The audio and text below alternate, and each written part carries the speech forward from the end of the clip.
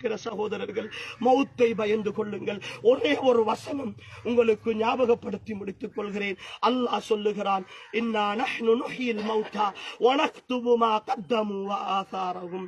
நாங்கள் தான் மரணித்தவர்களை எழுப்பச் செய்கிறோம், அவர்கள் செய்தவற்றையும் அவர்கள் விட்டு சென்றவற்றையும் நாங்கள் எழுதி வைப்போம் என்று அல்லாஹ் சொல்லுகிறார்.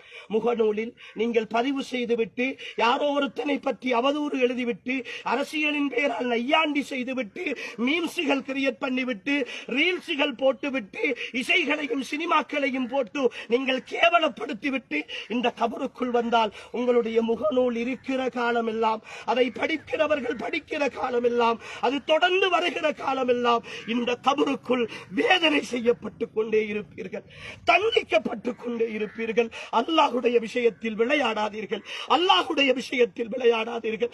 அவன் ரப்புல் ஆலமீன், அவன் ரப்புல் ஆலமீன். அவன் எப்படி அருளாளனோ அந்த அளவு ரோஷக்காரன் அவன். அவன் பிடித்தால் தாங்க முடியாது. என் சகோதரர்களே, அல்லாஹுவை பயந்து கொள்ளுங்கள். இந்த மௌத்தையும் நினைத்து பாருங்கள்.